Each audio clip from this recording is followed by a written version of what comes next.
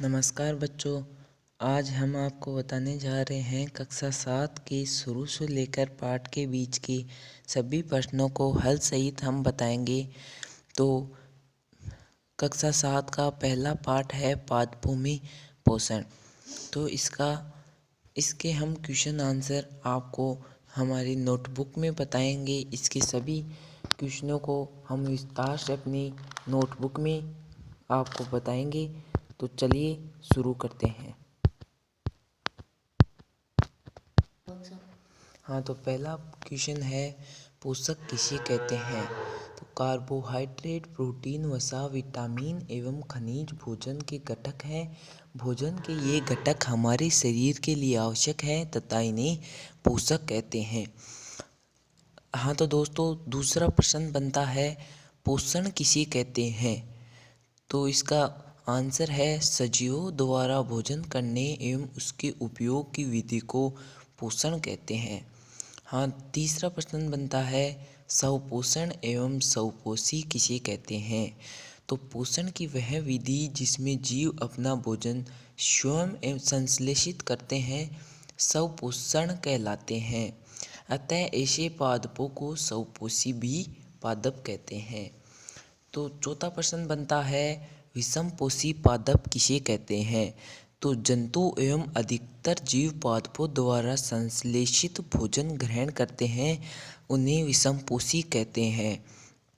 हमारा पांचवा प्रश्न है कोशिका किसे कहते हैं। तो सजीवों का शरीर सूक्ष्म इकाइयों से बनता है, उन्हें कोशिका कहते हैं। क्वेश्चन 6 बनता है कोशिका झिल्ली किसे कहते हैं।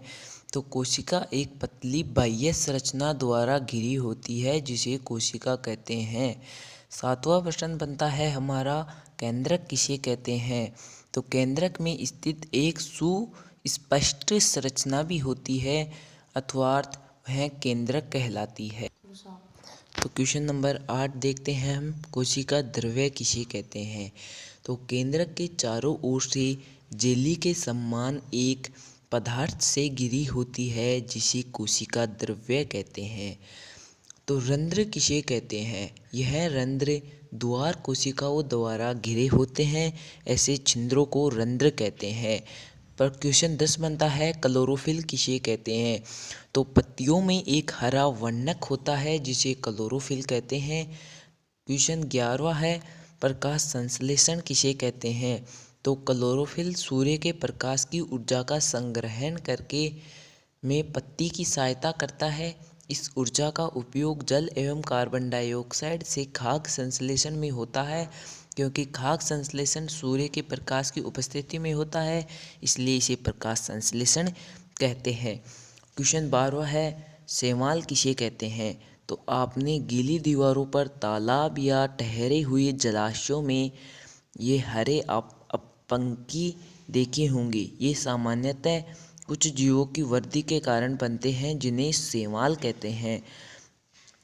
13वां प्रश्न बनता है पादप कार्बोहाइड्रेट का संश्लेषण कैसे करते हैं। तो प्रकाश संश्लेषण द्वारा पादप कार्बोहाइड्रेट का संश्लेषण करते हैं।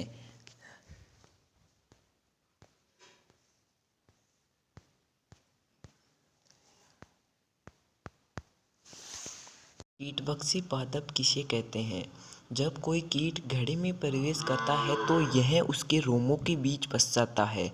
तो कीटों का यह लक्षण करने वाले ऐसे पादप कीट पादप कहलाते हैं, कीटभक्षी पादप कहलाते हैं। क्वेश्चन 15 है परपोषी एवं परजीवी में अंतर बताइए। तो ये पादप भोजन उस पादप से प्राप्त करते हैं जिस पर ये आरोहित होते हैं, वह पादप परपोषी कहलाते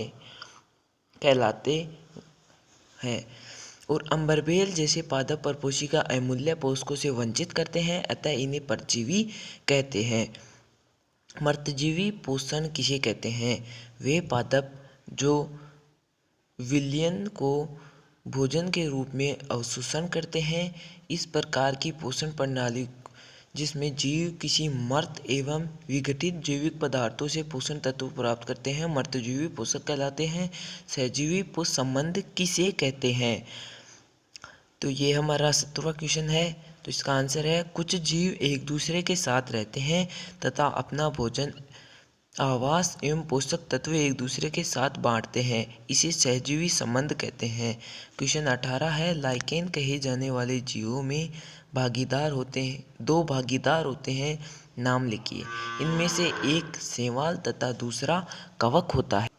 हमारा लास्ट क्वेश्चन बनता है 19वां, तो राइजोबियम किसे कहते हैं? पौधे नाइट्रोजन का विलेय के रूप में अवशोषण कर सकते हैं, ऐसे जीवाणु राइजोबियम कहलाते हैं। तो